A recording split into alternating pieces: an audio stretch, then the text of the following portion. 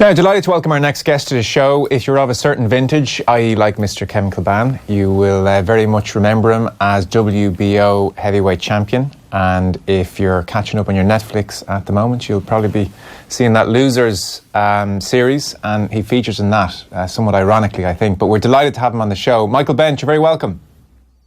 Thank you for having me on your show, gentlemen. How you doing? We're doing great. Are you seeing the power of Netflix of late? Are you being stopped in the street? Yes and no. It's been good, though. It's very gratifying. Yeah. What were your thoughts when you were asked to do a documentary where the series was called Losers? I was like, let's go for it. Great. Because, it's been my experience that, you don't get to a place of triumph or success without, experiencing the depths of, not being successful. Well, failure. It's great to have you on the show. I mean, your story is fascinating in so many ways. There is the old maxim, if you want to excel at something, do what you love. You're something of an exception to that rule. Certainly when you started off with boxing, the relationship with the sport was not good. No. It was very conflicting. I think when someone is made to do something, even if they're very good at it, there's a certain amount of resentment that comes along with that. It was for me, and I like the camaraderie of boxing, the friendships I made with people from different parts of the country. But I won't be told what to do, and that was my father's that was my father's thing. He didn't want to teach me; he wanted to dominate me. That's a different kind of functionality, man. And I always rejected that. What are your earliest memories of boxing in the house?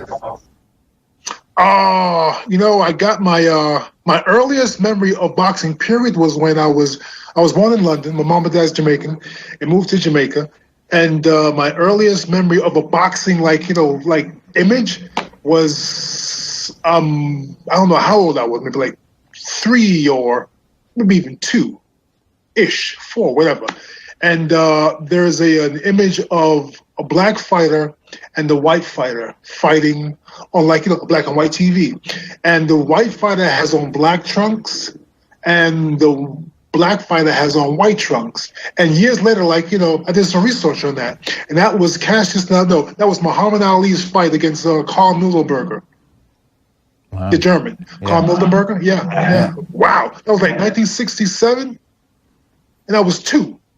So that's that's my, it's unbelievable. That's my earliest memory, of visioning, people in a boxing ring. I had no idea there was a boxing ring, but yeah.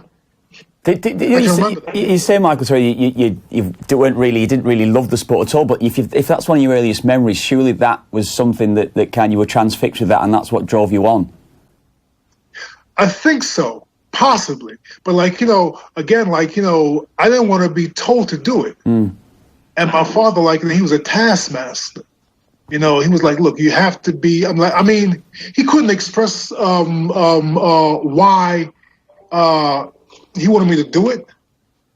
He just figured look, if I say my son's going to do something, he's going to do it. And and I did it, but I did it reluctantly. And I was good at it, but once again, don't tell me what to do, man. Yeah. Don't do that.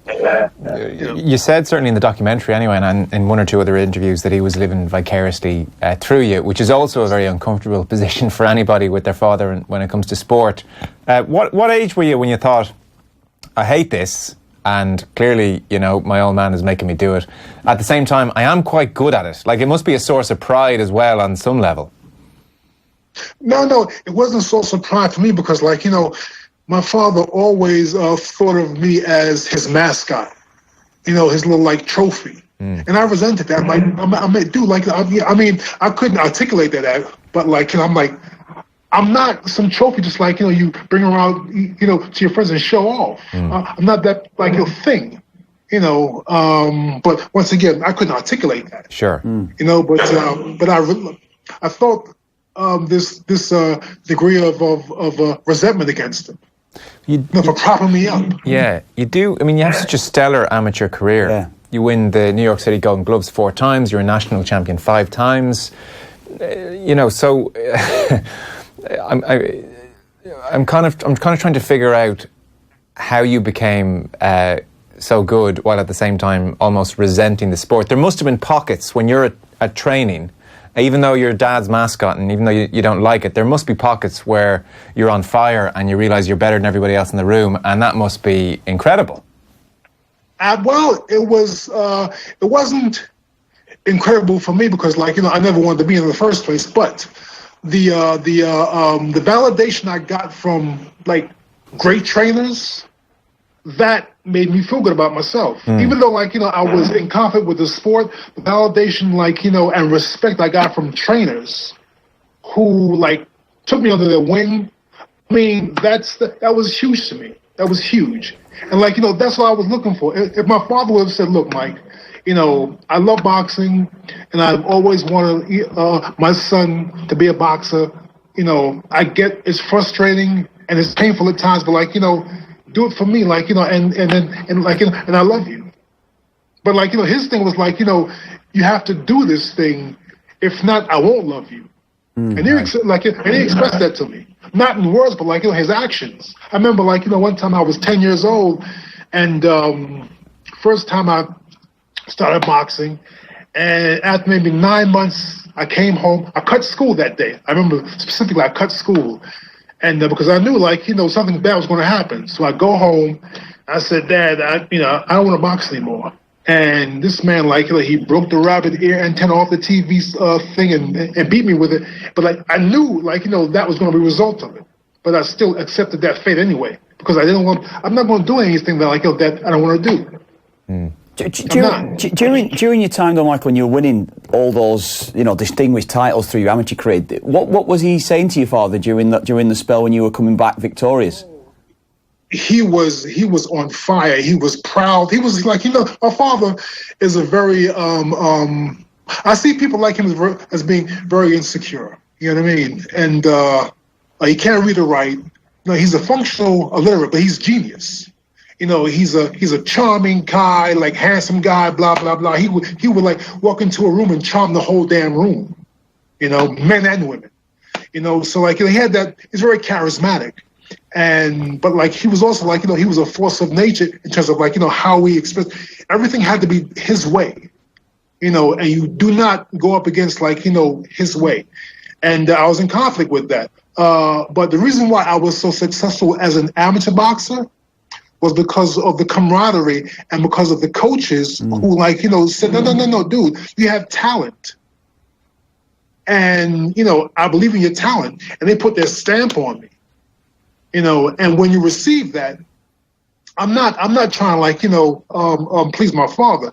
I'm trying to justify the love that, like, you know, these fantastic trainers are investing in me.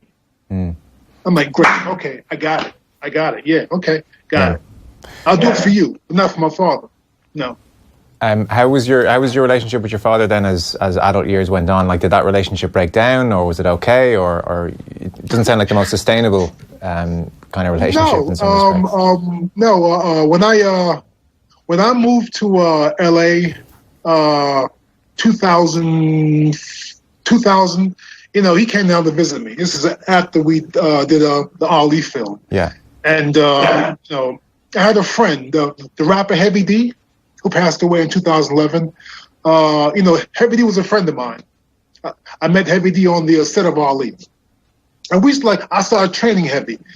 And we were getting these heavy conversations about, like, you know, family, blah, blah. He's Jamaican as well. And he says to me one day, he says, Mike, you know, you're a beautiful dude, but, like, you know, there's something that you're not dealing with that, like, you know, you got to deal with, man. And right away, like, oh, that's my father. Okay, great. So in my infinite wisdom, I call my father, George, right? And I call and say, hey, Dad, how you doing? I haven't spoken to him in maybe like 5, 6 years, 10 years. Right. I say, hey, man, how you doing? Say, yeah, good. I'm like, why don't you come on down to L.A., you know, spend time with me? And a couple days later, I pick him up at the airport, and right away, I'm like, this is a bad effing decision, man. I do not like this guy. Just his whole essence, I don't like him. He's arrogant. he's bossy. He thinks it's like, he thinks it's about him. He's narcissistic, and like we all are. I can be that way myself. But like I don't like seeing that like reflection of myself in the person like who abused me. And so like we're there for like maybe like 3 or 4 days, man. We go to a boxing match. Roy Jones was fighting at the Staples Center, and we got tickets. And he's like carrying on like a big shot, right? In front of all these Hollywood people, man. I'm like, my man, check us out. Relax. You don't have to work with these people. You're embarrassing me. And he goes off on me as if I'm like, a 5-year-old boy, a 10-year-old boy, right? So like, I said, check us out. Don't talk to me like that. And we head downstairs. I'm like, we have to go. Come on, we're leaving. So we head downstairs, and he's like, he's berating me the entire time at the escalator, like, it's taking us downstairs. Who the hell you think you are? Blah, blah, blah. You're my son, blah, blah, blah, blah, blah. I'm like, check us out, bro. Stop it, man. Because something's going to happen bad. I can't say what I said to him, but like, stop. Because I'm not some little kid anymore, man. Stop it. No one likes you. Just stop. And he was quiet as a puppy. And for the first time in my life, I saw fear in his eyes. And it made me didn't make me happy. No. It made me not even gratified, but it made me see that I had a bit of control. I had taken back a bit of control. Because from that moment on, like, he spoke to me very differently. Because, like, my father's like, was a notorious street fighter, like, in Jamaica and in England, And, I have his essence as well. But I've learned to identify, say, no. I got to put this stuff on the shelf because I'm not trying to go to jail. Okay, that's what my father was. So I had that essence, but, like, I've learned to control it because I'm conscious of it. And he has no idea of, like, his demons or his ghosts. And I do. And so that's why I survived. And he's like, he survived as well, but like he's been very, very lucky because, he's done some stuff to some people. We all do, but like, we just like, I've been very lucky. And that's the reason why I ultimately signed my pro contract with Emanuel Stewart, like years after after 1989, 1988, after I lost the Olympic trials to Ray Mercer. I got a call from Emanuel Stewart. He said, Mike, like, I saw you, performance in the Olympic trials. You're talented. You want, turn pro with me? And I never wanted to turn pro. I wanted to have a nice amateur career because, like, my amateur boxing career took me all over the world. I'm a high school dropout. That was my education. I'm around different cultures and like, I'm cultivating myself with meeting different people and just like investigating, like, who I am as a man. And that's my education right there. And it was like priceless. And so I never wanted to turn pro. Maybe I'd go back to school, get my GED and go to college somewhere and, I don't know, be a therapist or like, a teacher. I don't know. I don't want to like, turn pro. But Emanuel Stewart, like, offered me some money and, whoa, okay. And more importantly, I was able to get from under my father's roof because I was still living at home at the time. Okay. So, okay, good. Emanuel Stewart's a tough man to say no to as well. I guess the nub of we're talking with Michael Bentt if you've just tuned in, and he's former WBO World Heavyweight Champion. He's part of the Losers Netflix series at the moment. I guess the nub of the Losers hook in your case was your first professional fight, Jerry Jones. Bit of a disaster as first professional fights go. Emanuel Stewart's unshining his bright new prospect, and it's a first round knockout. It's a disaster, and it's a 20-month, give or take, hiatus. You're pretty much, humiliated, done, I'm out of here? Yeah. 22 months I took off. I remember the day that I left Detroit. I told Emmanuel, hey, Emmanuel, I'm going to go to New York to visit my mom for Easter, right? I had fully intended on returning back to Detroit. I just never went back. because I was afraid of confronting or being confronted by the humiliation at the boxing gym. Yeah, I'm from the suburbs. I was raised in a nice suburb of Queens. And Detroit, back then was hard, harder than guys. Emmanuel lived in a nice area of Detroit, but the gym was just hard. And I could see myself being ridiculed by guys, people talking behind your back, yeah, look at that guy, yeah. Emmanuel signed him he got knocked the hell out in the first round. Boom. I didn't want to hear that. And that's how people talk about you in the fight world, or in life period. And I didn't want to experience that. So I got a job. I was engaged to this woman, and she got me a job at this hospital, Long Island George Hospital in Queens. And I like the camaraderie with people. I knew I didn't belong there. I knew I did not belong there. And maybe about 5 or 6 months into my tenure as a hospital worker, I got a phone call from a friend of mine who was my sponsor as an amateur, Paul Fucularo. And Paul's from Long Island, New York. And he said, Mike, there's an opportunity for you to be a sparring partner for one of Mickey Duff's fighters, Gary Mason. And Gary Mason was at the time the number 5 ranked heavyweight in the world. I'm like, I never heard of him. And but that was an excuse. I didn't want to travel to a Clearwater, Florida, and be a sparring partner because I was afraid. I didn't want to get exposed like that again. I didn't. I know I was talented, but I was afraid to step into that threshold of being back on the stage again and perform. It's very understandable that you would be. It's humiliating. It seems like the sparring was almost your route back to a sense of confidence. You did turn to Mason, the number 5 in the world, and say, "Are you going easy on me? This should be tougher." You mentioned it. You mentioned in the Netflix series, George Benton has a pretty impactful comment. Absolutely. I was sparring with Evander Holyfield. This is after I lost to Jerry Jones. This is maybe 2 or 3 years after the Jerry Jones loss. And I just sparred with Evander Holyfield. I was sponsored also by Shelley Finkel, who had the main events guys back in the '84 Olympic team. And Shirley would bring me to camp with those guys, and I would spar with Evander Holyfield, and I would spar with Terrell Biggs.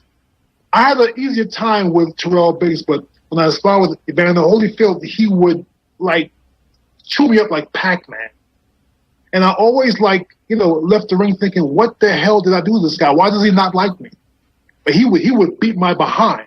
So cut to 1990, I get a call from some people who are Evander Holyfield's managers, and they say, "Look, we're looking for a sparring partner because Evander's fighting Larry Holmes, and Michael Bentt can he can mimic Larry Holmes for Evander."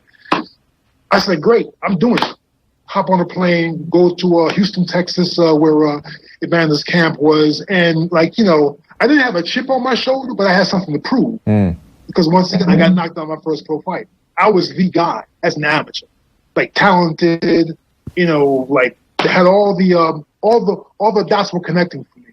I got knocked out my first pro fight. So I was seen as damaged goods, right? Yeah. And I had something to prove with Evander. And let me tell you something. Georgie Benton, his trainer, the great Georgie Benton. One day we had an off day. Went across the street to buy some books at this bookstore. I come back and I see Georgie Benton having a glass of scotch at the bar in the hotel lobby, and he, calls me over to him. I said, "Hey, George, what's up?" And he says to me, "God damn babyface." He says, "When you mess around, well, he didn't say mess around. He said, when you mess around and spar with Evander, I can't tell who the champion is." Okay, great, thank you. And that was the biggest compliment anyone had ever given me, ever. And to get that's a stamp of approval. Now for him to put that kind of stamp on me, okay, great, I got something. I got something. So when I fought, Tommy Morrison, that tape was playing in my mind over and over again. When I sparred with Evander, goddamn, I can't tell who the champion is. That's what Georgie Benton said. Yeah. And as you know, Georgie Benton is like a boxing god. Yeah, I mean, it's like a shield of confidence, I suppose. We dug out, I mean, I presume it's still a wonderful memory for you, Tommy Morrison. Everybody, familiar with Tommy Morrison. So this is 1993. We just have the audio of that night where you become world champion. Just have a little listen. Let's get ready to rumble!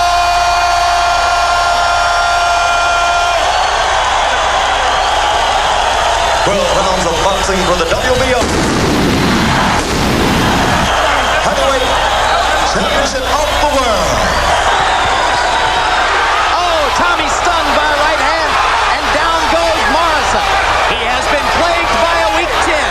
4, 5, 6. Morrison is embarrassed more than anything in the world. And Bentt again lands the right. One more knockdown and this is over, and Michael Bentt knows it. 3 knockdown rule in effect. Michael Bentt on the verge of a big moment, and he's got it. That's it. A first-round KO for Michael Bentt. And there goes Tommy Morrison's $8 million payday. A lot of very unhappy people at ringside, as well as in this arena. As you take a look at a Michael Bentt who is clearly overcome by this sudden change in his career. This man has gone from virtual unknown to heavyweight title contender in a matter of seconds. Absolutely amazing. For people, initially you're under a bit of pressure from Morrison, and you had this fascinating quote I saw later on where you said you researched all of Morrison's fights and you realised that when he had somebody hurt, and you were under a bit of pressure early on in that fight, when he had somebody hurt, he would get tight and hold his breath, and when you do that you freeze yourself. It's kind of extraordinary that he's not realising he's not breathing. I once again, as you mentioned, I studied Tommy maniacally. Tapes. I even studied tapes of him, walking to the gym. But it's in my training camp. My trainer Eddie Mustafa Muhammad would say to me, not loudly, he would just casually say, "Mike, at some point, he's going to hurt you. How do you respond to that?" So if you're prepared for being hurt as a fighter, you can overcome being hurt because you're prepared for it. Most guys get knocked out cold by the shots they don't see. And even if I don't see a shot, if I'm prepared to get hurt by a shot, I can overcome it. I grab you, dance around the ring, whatever. But psychologically, I was prepared for it, but you never know. It wasn't like, I was brought in there as a star. I was brought to lose because I was a prep for his fight with Lance Lewis, and I get it completely. But Tommy and I were amateurs together at the same time. Back in maybe 6-7 years prior to that, and Tommy, he wasn't on my league as an amateur. So in my experiences as Evander Holyfield's chief sparring partner for a couple of years under Georgie Benton, because Georgie Benton, he would give me some insights, man, and for that guy to put his stamp on you, I mean, okay, you gotta adhere to that and trust it and believe it. But you know what though, in watching that fight, from time to time I'll go back and watch it. And I actually feel sorry for Tom, because I went through the exact same thing on a smaller stage in my first pro fight, and I know the demons or the humiliation that was going to visit him. It's hard. Sorry, Ken. Yeah, Joe had a kind way to say before that I was of a certain vintage. I remember the fight. I remember it. Huge boxing fan growing up. I remember the fight well because Morrison was being was groomed for stardom. He was groomed for the ultimate. He was going to be, undefeated. He was going through a career, and this was a huge shock. I remember it clearly when I was a kid growing up. This was a huge win, and it was something that, say, I wouldn't have seen as well when I was maybe, I was 15, 16, I think, when you won the world title there, Michael. It was an amazing time for boxing, I think, but this was a huge shock. Yeah, it was. Like, and let me make something very clear, guys. Like, there's no way in the world I beat Lance Lewis as a pro. There's no way in the world I beat Riddick Bowe as a pro. Because those guys were just too big. Right. Evander, I may have had a chance of competing with, but beating him, I don't know. Let me make that very clear. Yeah. I'm not saying that the fight with Tommy was luck. No, it was luck. Yeah. And what's luck? Luck is when luck is when preparation meets opportunity. I was like prepared for that fight. I was primed for it. Michael, when you won that fight, was your name mentioned then to fight Lewis and Bowe? You mentioned the names there. Was that being considered at that spell? Yeah, we got a phone call from Rock Newman maybe a month or 2 weeks after the Morrison fight, and Rock was like, was kind of suggesting that, like, I meet up with him to sign to fight Riddick. Like, I was like, sure, let's do it. But I'm thinking, shit, okay, I'm not gonna beat this guy. There's no way in the world. No, I couldn't. Yeah. As a pro, not gonna happen. I'm sorry. And can I ask you a twofold question? So feel free to give me the short answer on either one if you want. At this point, this high water mark where you're WBO world heavyweight champion. I appreciate you saying you mightn't have beaten some of the other guys around, but it's an amazing achievement. One, do you now love boxing? And two, what's the relationship with your dad like at that point? Negative, my friend. Okay. At that point, all those conflicting emotions that I experienced under my father's watch, I was like, experiencing, 10 minutes after, what's the announcer's name? Announcers like me as the new heavyweight champion. Michael Buffer. We're going to back of Michael Buffer, right. We're in back of we're in the dressing room, and I'm sitting down on a folding chair. Everybody's like, excited, that we won. And we won, you know what I mean? And I'm thinking, this is such bullshit. It's bullshit. Because, like, if I'd lost, everyone, no one's there. Yes. Maybe my brother's there. Maybe my manager's there. But, like, maybe Eddie Mustafa Muhammad's there. But, like, no one's there. Yeah. Even then, maybe because of what you're saying with your father, the way it was the only means of validation. Even then, the circus around you was just so obviously disingenuous to you. Even in the moment, you couldn't allow yourself. You couldn't even give it a free pass for that night. No, I never trusted it. No. And that's. And it's different, though, because, like, even when I was fighting as an amateur, I had some really high-profile amateur fights, and every time I won, like, a high-profile amateur fight, the only time that I embraced, like, winning, this was the 1985 World Championships. We fought in Reno, Nevada, and I fought and beat the number one ranked heavyweight in the world, Alexander Yagubkin. He had beaten me the previous year in the World Championships in Korea. He outboxed me, blah, blah, blah. And we fought again a year later, and I beat him. And I was like on fire. I was totally in the zone, right? Alexander couldn't do anything with me. And so, the bell rings for like the third round, blah, blah, blah. The decision's announced, and they raise my hand. I knew I won big. It's like 4-1. And I see this guy like rushing through the crowd, right? I'm like, man, what's his problem, right? And it's one of my teammates. Bear in mind, like, he's fighting, I think, 2 fights after me, right? And he's rushing to me, man. I'm getting chills now, bro. He's rushing to me. And he's like rushing through the crowd, and he grabs me, man. And he says, Mike, yo, you did it. You did it. You beat this guy. You beat him. You did it.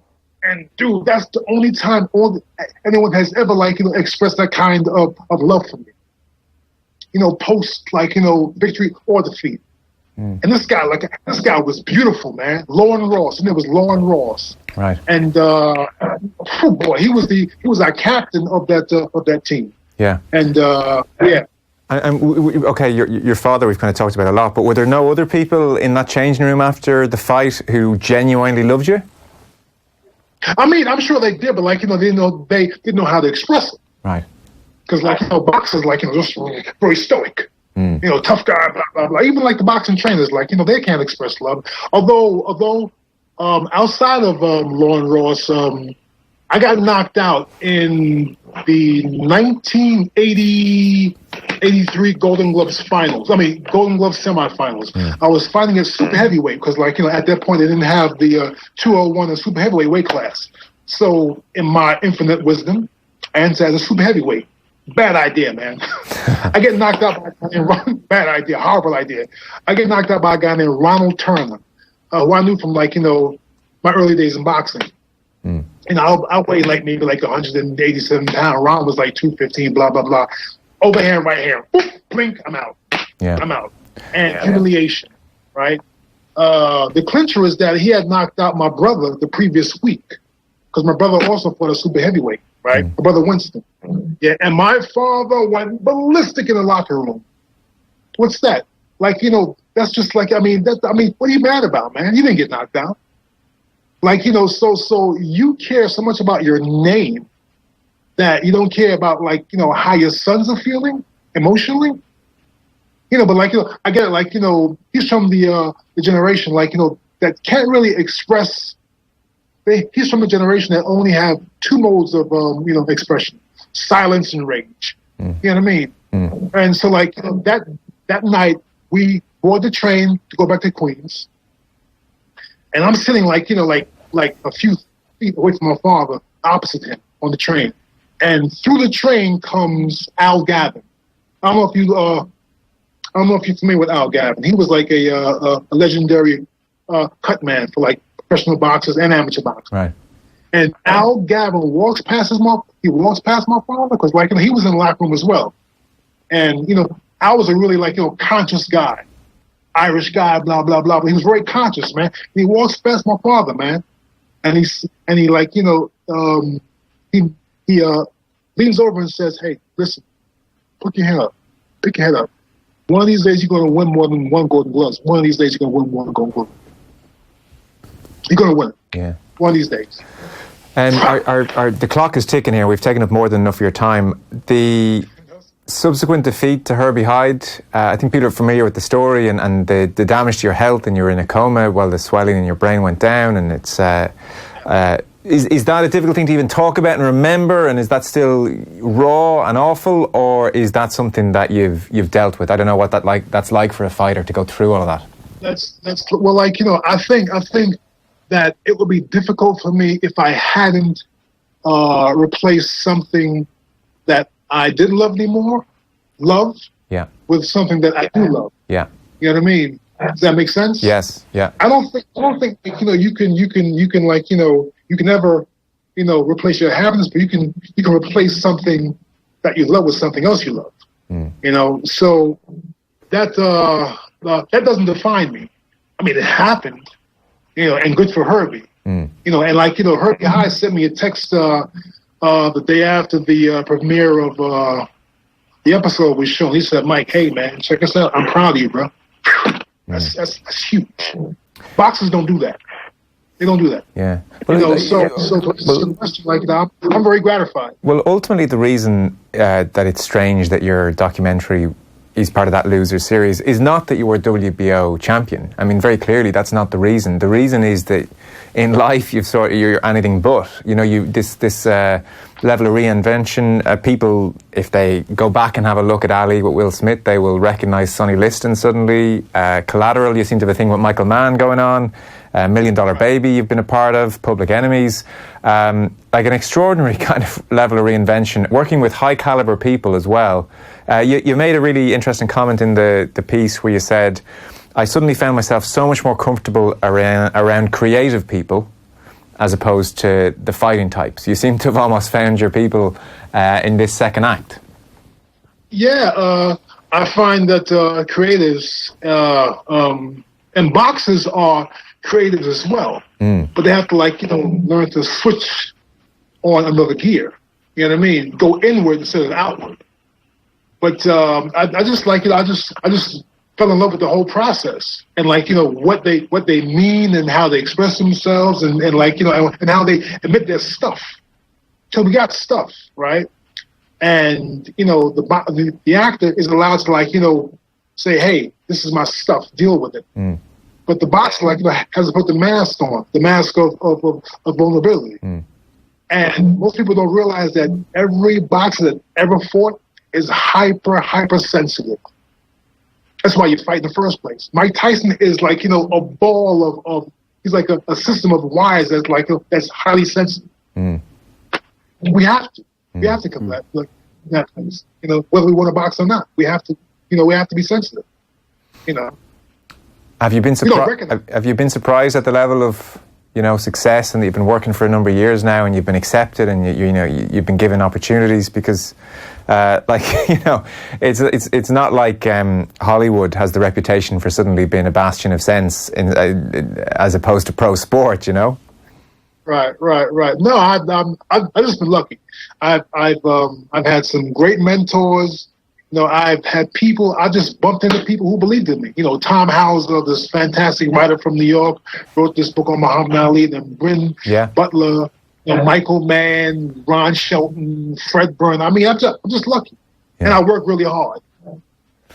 Well, listen, it's been fantastic having you on. People will check out the feature on Netflix anyway, which they should, and they'll get a real sense of the whole story. It's been great talking to you. What are you working on at the moment? Or are you between stuff, or is life busy? Or life is busy. Yeah, life is busy. I'm going up to Kansas in a couple of weeks to do this film project for a student who's working on his thesis film at the University of Kansas, and I'm off to New York for meetings.